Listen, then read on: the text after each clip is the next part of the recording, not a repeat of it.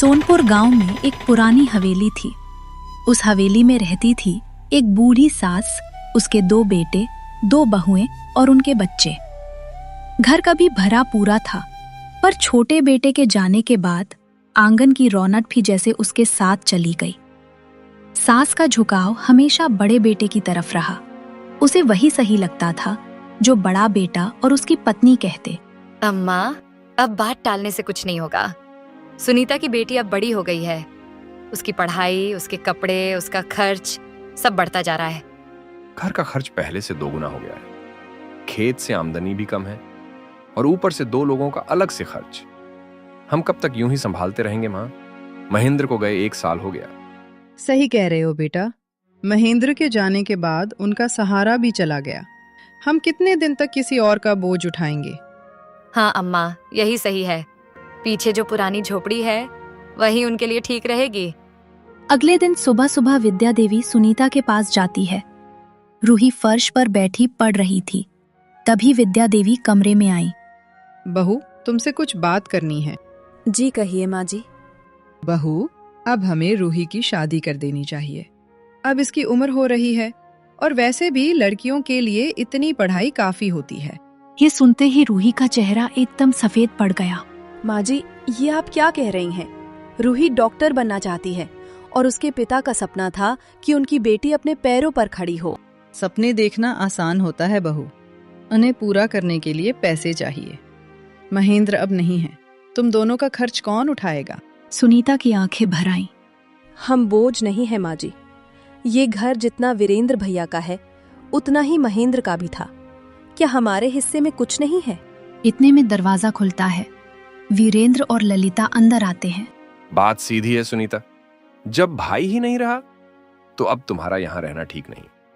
पीछे जो पुराना घर है वही तुम्हारे लिए ठीक रहेगा। उसी वक्त रूही खड़ी हो गई। उसकी आंखों में आंसू थे, मगर आवाज साफ।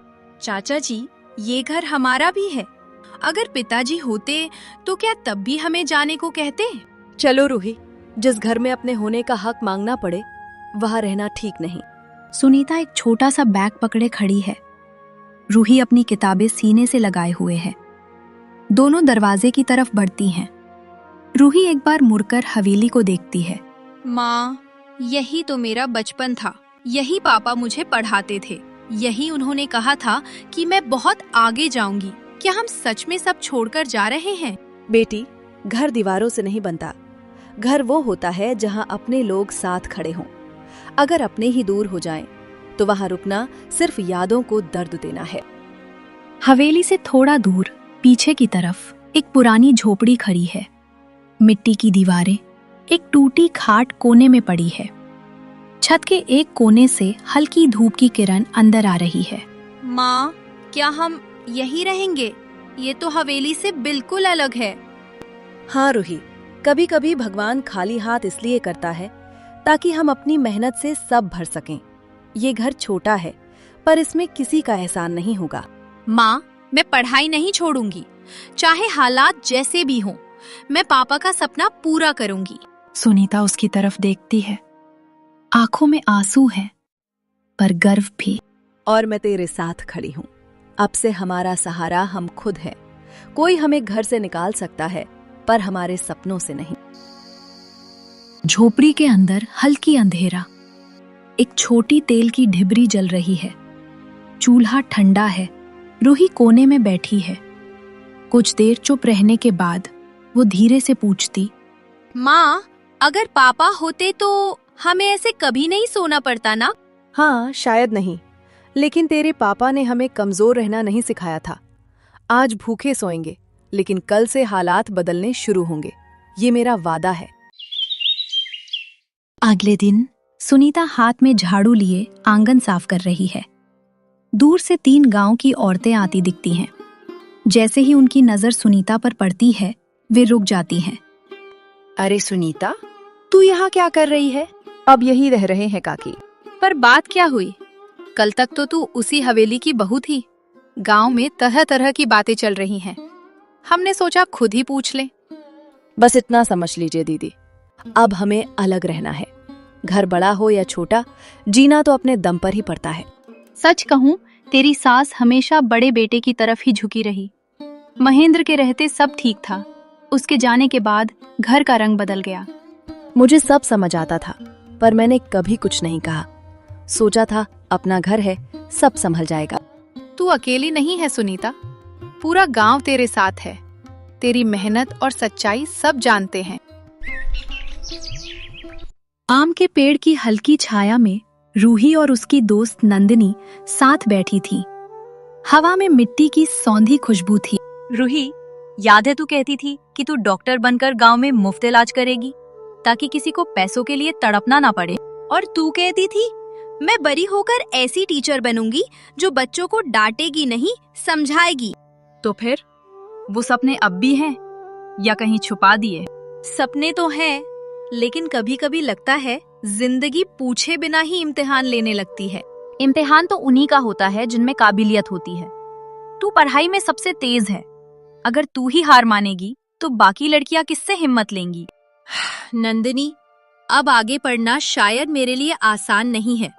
घर की हालत तू देख ही रही है, किताबें, फीस।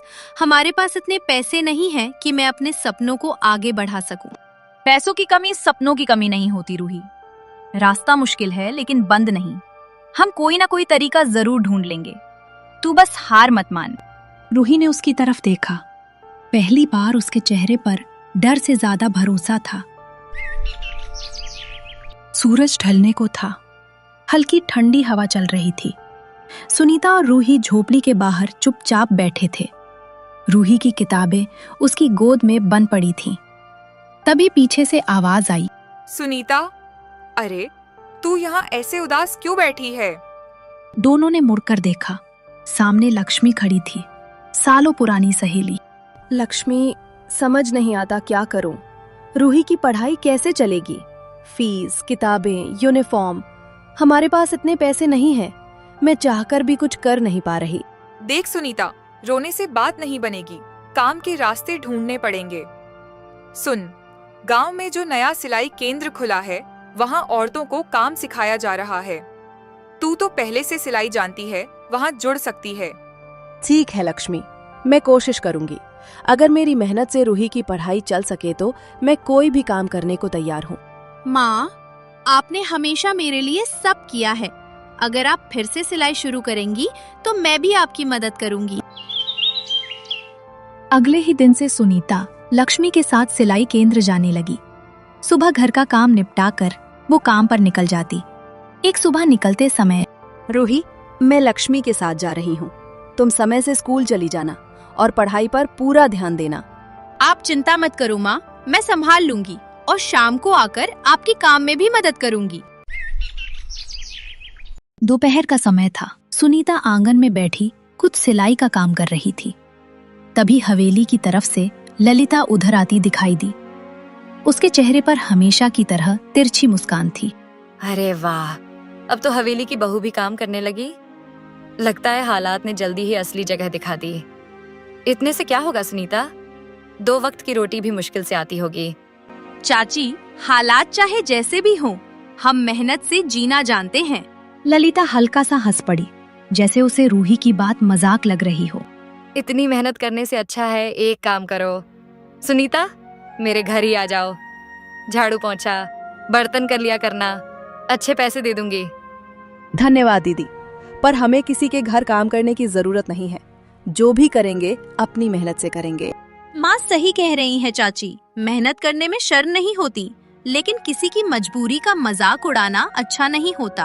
अरे वाह, अभी से बड़ी जुबान चलने लगी है। याद रखो, तुम्हारी पढ़ाई ज्यादा दिन नहीं चलेगी। जब पेट भरने की नौबत आएगी ना, तब किताबें अपने आप बंद हो जाएंगी। ये सुनकर सुनीता का चेहरा थोड़ा उदास हो गया, लेकिन उसने खुद को संभालते हुए कहा, मेरी बेटी की पढ़ाई कभी नहीं रुकेगी, चाहे मुझे दिन रात मेहनत क्यों ना करनी पड़े। देखते हैं कितने दिन तक ये हौसला रहता है। इतना कहकर वो मुड़ी और हवेली की तरफ वापस चली गई। माँ, चाची हमेशा हमें नीचा दिखाने क्यों आती हैं? बेटा, जो लोग दूसरों को दुखी देखकर खुश होते हैं, वो कभी सच में खुश नहीं रह पाते। हमें बस अपने रास्ते पर चलते रहना है। अगले दिन स्कूल की छुट्टी के बाद रूही अपनी सहेली नंदिनी के साथ घर की ओर लौट रही थी। रूही, अगले हफ्ते हमारे स्कूल में जो प्रतियोगिता होने वाली है उसमें तू हिस्सा ले रही है ना? पता नहीं, अभी तक तय नहीं किया। क्यों? तू तो हमेशा हर प्रतियोगिता में भाग लेती है, पढ़ाई में भी सबसे आगे रहती है। बस इन दिनों घर पर थोड़ा काम भी बढ़ गया है, इसलिए सोच रही हूँ संभाल पाऊंगी या नहीं। अरे संभाल लेगी, तू इतनी मेहनती है और मैं भी तो हूँ तेरी मदद करने के लिए। सच नंदनी, अगर तू साथ न होती ना तो स्कूल आना भी कभी कभी मुश्किल लगने लगता। दोनों हंसते हुए आगे बढ़ने लगे। कुछ दूर चलने के बाद रूही की नजर अपनी झोपड़ी की तरफ पड़ी। उसने धीरे से कहा, चल नंदनी, अब मुझे यहीं से जाना होगा। ठीक है, कल स्कूल में मिलते हैं।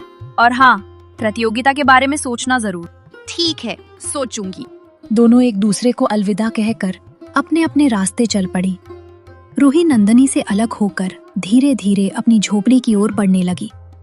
अंदर सन्नाटा था।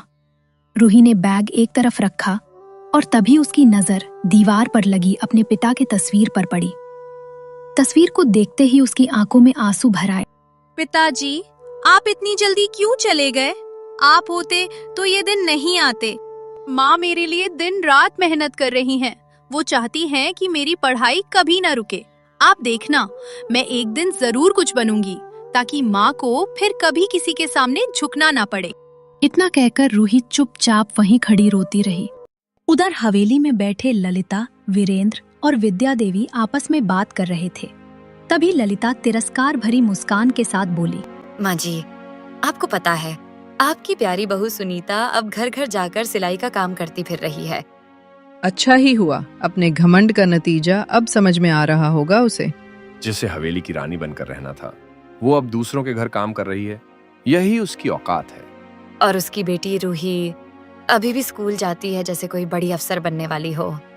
जिन लोगों को अपनी औकात भूलने की आदत हो जाती है, वक्त उन्हें बहुत जल्दी आईना दिखा देता है। तीनों आपस में बैठकर सुनीता और रूही की बुराई करते हुए हंसने लगे, जैसे किसी के दुख में ही उन्हें खुशी मिल रही हो। शाम का समय था। सूरज ढलने लगा था। सुनीता दिन भर का काम करके थकी हुई झोपड़ी में लौटी। रूही तुरंत उठकर उसके पास आई। माँ, आप रोज इतनी मेहनत करती हो, आपको देखकर अच्छा नहीं लगता। मैं सोच रही थी अब से मैं भी आपकी मदद करूंगी। तू मेरी मदद करेगी? लेकिन कैसे रूही? अगर तू काम में लग गई तो पढ़ाई का समय कहाँ मिलेगा? मैं नहीं चाहती कि तेरी पढ़ाई पर कोई असर पड़े। रूही कुछ पल सोचती रही, फिर उसके चेहरे पर हल्की चमक आई। वो उत्साह से बोली, माँ, मुझे एक तरीका सूझा है, ऐसा काम जो मैं पढ़ाई के साथ भी कर सकती हूँ। कैसा तरीका? आपके पास जो पुराने कपड़ों के टुकड़े बच जाते हैं ना, उनसे हम कुछ चीजें बना सकते हैं, जैसे बैग, छोटे कालीन, टेबल मैट। सुनीता ध्यान से उसकी बात सुनने लगी। रूही आगे बोली, आप सिलाई तो बहुत अच्छी करती हो। अगर हम उन कपड़ों से थोड़ा अलग डिजाइन बनाकर ये चीजें तैयार करें तो उन्हें बाजार में बेच सकते हैं। लेकिन रूही, क्या लोग ये सब खरीदेंगे? क्यों नहीं माँ, आजकल लोग हाथ से बनी चीजें बहुत पसंद करते हैं और हमारे पास तो कपड़े भी हैं, बस मेहनत करनी होगी। सुनीता कुछ देर तक चुप बैठी सोचती रही। फिर उसने रूही की तरफ देखा। उसकी आंखों में गर्व था। वो धीमे से बोली, तू सच में बहुत समझदार हो गई है रूही। रूही मुस्कुराई और उम्मीद भरी नजरों से उसे देखने लगी। ठीक है, हम एक बार कोशिश करके देखते हैं। अगले दिन सुबह से ही झोपड़ी में हलचल थी। रूही घर के कोने कोने से पुराने कपड़े ढूंढकर इकट्ठा कर रही थी। सुनीता उसे देखकर हल्की मुस्कान के साथ बोली, अरे रूही, लगता है आज तो तू पूरे घर का सामान ही बाहर निकाल देगी। माँ, जितने ज्यादा कपड़े मिलेंगे उतना अच्छा है, हम ज्यादा चीजें बना पाएंगे। कुछ ही देर में झोपड़ी के एक कोने में पुराने कपड़ों का बड़ा सा ढेर लग गया। सुनीता सिलाई मशीन के पास बैठ गई और कपड़ों को अलग अलग करने लगी। इन रंगीन कपड़ों से अच्छे बैग बन सकते हैं और इन मोटे कपड़ों से छोटे कालीन। हाँ माँ, और ये वाले कपड़े टेबल मैट के लिए बिल्कुल ठीक रहेंगे। दोनों माँ बेटी मिलकर काम में लग गईं। तभी बाहर से किसी की आवाज आई। रूही, घर पर है क्या? रूही ने मुड़कर देखा। दरवाजे पर नंदनी खड़ी थी। अरे तुम लोग ये सब क्या कर रही हो? हम पुराने कपड़ों से बैग, कालीन और टेबल मैट बना रहे हैं, फिर इन्हें बाजार में बेचेंगे। वाह, ये तो बहुत अच्छा विचार है। तो फिर मैं भी मदद करती हूँ। आज से मैं भी तुम्हारी टीम में हूँ। सच में? चल फिर ये कपड़े पकड़, इन्हें छोटे छोटे टुकड़ों में काटना है। तीनों मिलकर काम में लग गईं। झोपड़ी में सिलाई मशीन की आवाज गूंजने लगी। अगले दिन झोपड़ी में रूही, सुनीता और नंदनी के सामने तैयार बैग और कालीनें रखी थीं। रूही एक बैग उठाकर देखने लगी।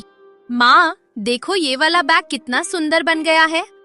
हाँ बेटा, मेहनत से बनाया है, अच्छा तो होगा ही। मुझे तो यकीन है ये सब बाजार में जरूर बिकेगा। अगर आज कुछ बैग भी बिक गए ना, तो हमारी मेहनत सफल हो जाएगी।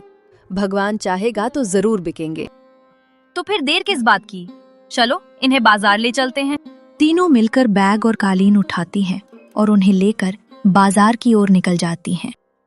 बाजार के एक कोने में रूही, सुनीता और नंदनी अपना सामान लेकर खड़ी थीं। रूही थोड़ी घबराई हुई इधर उधर लोगों को देख रही थी। माँ, पता नहीं कोई खरीदेगा भी या नहीं। घबराओ मत बेटा, मेहनत का फल जरूर मिलता है। हाँ रूही, पहले दिन ही सब बिक जाए ऐसा जरूरी नहीं, लेकिन कोई ना कोई जरूर खरीदेगा। तभी उसी रास्ते से वीरेंद्र और ललिता गुजर रहे थे। अचानक वीरेंद्र की नजर रूही पर पड़ी। वो रुक गया और ध्यान से देखने लगा। अरे ललिता, जरा देखो तो सही। ललिता ने मुड़कर देखा और फिर उसके चेहरे पर व्यंग भरी मुस्कान आ गई। अरे वाह, हमारी हवेली की राजकुमारी तो आज बाजार में दुकान लगाकर खड़ी है। ये क्या है? पुराने कपड़ों के बैग और ये कालीन। तुम लोगों को सच में लगता है कि कोई ये सब खरीदेगा? लोग बाजार में अच्छी चीजें खरीदने आते हैं, ये फटे पुराने कपड़ों का सामान नहीं। चाची, ये फटे पुराने कपड़े नहीं हैं। हमने इन्हें मेहनत से बनाया है। मेहनत? मेहनत से कोई चीज अच्छी नहीं हो जाती। सच कहूँ तो तुम्हारा ये सामान कोई नहीं खरीदेगा। पूरा दिन यहीं खड़ी रहोगी और शाम को सब वापस लेकर जाओगी। इतना कहकर दोनों जोर से हंसने लगे। देख लीजिए चाचा, एक दिन यही सामान हमारी मेहनत की पहचान बनेगा। वीरेंद्र और ललिता ने उपहास भरी नजर से उन्हें देखा और हंसते हुए वहां से आगे बढ़ गए। कुछ ही देर बाद रूही, सुनीता और नंदनी चुपचाप वहीं खड़ी थीं। आसपास लोग आ जा रहे थे, लेकिन कोई उनके सामान की तरफ खास ध्यान नहीं दे रहा था। रूही, इतने लोग जा रहे हैं लेकिन कोई रुक भी नहीं रहा। मुझे डर लग रहा है, अगर आज कुछ भी नहीं बिका तो। डर तो मुझे भी लग रहा है नंदनी, लेकिन अगर हम कोशिश ही नहीं करेंगे तो हमें कभी पता भी नहीं चलेगा कि हम क्या कर सकते हैं। मुझे विश्वास है कोई ना कोई जरूर रुकेगा। मेहनत कभी बेकार नहीं जाती बेटा, थोड़ा धैर्य रखो। तभी वहां से एक सुसज्जित औरत गुजर रही थी। उसकी नजर अचानक उनके बैगों पर पड़ी और वो रुक गई। वो झुककर एक बैग उठाती है और ध्यान से देखने लगती है। ये बैग किसने बनाया है? जी, हमने बनाया है। सच बताऊं, बाजार में तो हर जगह एक जैसे बैग मिलते हैं, लेकिन ये अलग है। इतने साधारण कपड़ों से इतना सुंदर और मजबूत बैग बनाना ये आसान काम नहीं है। रूही की आंखों में उम्मीद चमकने लगी। मुझे ये बैग दे दो, और वो नीला वाला भी। मुझे लगता है मेरी बेटी को भी ये बहुत पसंद आएगा। आप सच में खरीदना चाहती हैं? क्यों? तुम्हें लगता है मैं मजाक कर रही हूँ? तीनों हल्का सा हंस देती है। रूही जल्दी से दोनों बैग उसे दे देती है। ऐसे ही मेहनत करते रहो, एक दिन लोग तुम्हें पहचानेंगे। कुछ ही दिनों में सब कुछ बदलने लगा। रूही के बनाए कपड़ों के बैग और छोटी छोटी कालीनों की चर्चा धीरे धीरे पूरे गांव में फैलने लगी। अब हाल ये था कि दूर दूर के लोग भी उसके सामान को देखने और खरीदने आने लगे थे। बाजार में रूही के सामने अक्सर भीड़ सी लग जाती थी। रूही, कुछ दिन पहले तक हमें समझ नहीं आ रहा था कि आगे क्या करेंगे, और आज देखो लोग खुद चलकर तुम्हारा सामान खरीदने आ रहे हैं। माँ, ये सब हमारी मेहनत है और आपकी हिम्मत भी। अगर उस दिन आपने मेरा साथ ना दिया होता तो शायद मैं ये सब करने की सोच भी नहीं पाती। दोपहर का समय था। बाजार में हलचल थी। जहां रूही अपना सामान बेचती थी, उसी के पास वीरेंद्र की प्लास्टिक बैग की दुकान भी थी। पहले वहां काफी भीड़ रहती थी, लेकिन अब दुकान लगभग खाली पड़ी थी। दुकान पर खड़ा नौकर रमेश ये सब देख रहा था। चलो जल्दी, पहले रूही के पास चलते हैं। उसके कपड़ों के बैग बहुत अच्छे होते हैं, मजबूत भी और दिखने में भी सुंदर। हाँ, और सबसे अच्छी बात यह है कि वो पुराने कपड़ों से इतने काम की चीजें बना देती है। प्लास्टिक के बैग से तो कहीं अच्छे हैं। रमेश ने ये देखा तो वो परेशान हो गया। शाम होते ही वो जल्दी जल्दी हवेली पहुंचा जहां वीरेंद्र बैठा हुआ था। मालिक, मुझे आपसे जरूरी बात करनी है। क्या हुआ? ऐसे क्यों घबरा रहे हो? मालिक, पिछले कुछ दिनों से दुकान पर बहुत कम लोग आ रहे हैं। ज्यादातर ग्राहक तो सामने वाली लड़की रूही, उसी से बैग खरीद रहे हैं। क्या कहा तुमने?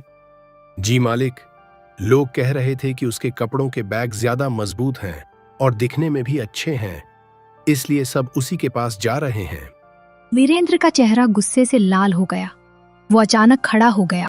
उस लड़की की इतनी हिम्मत, जिसे मैंने घर से निकाल दिया था, वही अब मेरे ही सामने दुकान लगाकर मेरा नुकसान कर रही है। रमेश चुप खड़ा रहा। वीरेंद्र की आंखों में अब गुस्सा और जलन साफ दिखाई दे रही थी। अब मुझे समझ आया उस दिन बाजार में इतनी भीड़ क्यों थी। लगता है अब मुझे रूही को उसकी औकात याद दिलानी पड़ेगी। अगले दिन बाजार में भीड़ थी। रूही की दुकान पर लोग बैग देख रहे थे। वीरेंद्र गुस्से में उनकी दुकान की ओर बढ़ता हुआ आ गया। वाह, तो ये है तुम्हारी बड़ी दुकान। उस दिन भी कहा था ना मैंने, 2-4 पुराने कपड़ों के बैग बेचकर खुद को बहुत बड़ा व्यापारी मत समझने लगना। भैया, हम बस अपना गुजारा करने की कोशिश कर रहे हैं। किसी का नुकसान करने का हमारा इरादा नहीं है। गुजारा?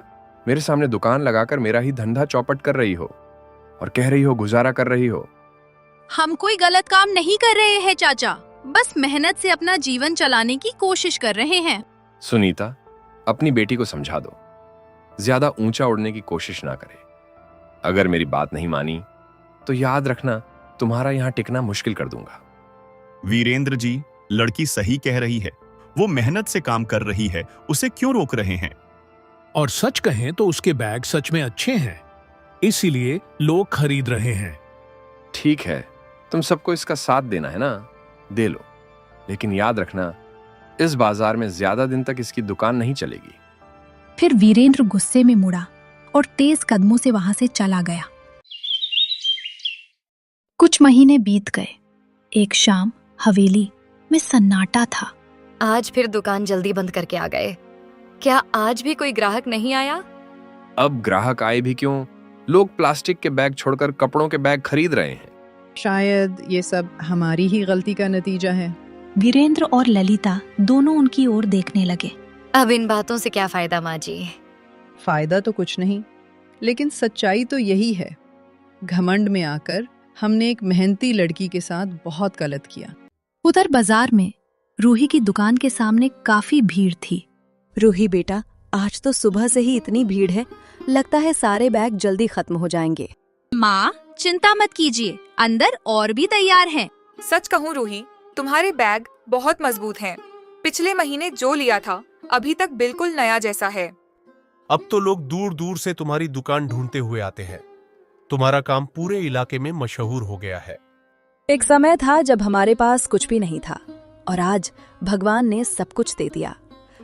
रूही ने माँ की तरफ देखकर धीरे से कहा, माँ, ये सब आपकी हिम्मत और विश्वास की वजह से हुआ है।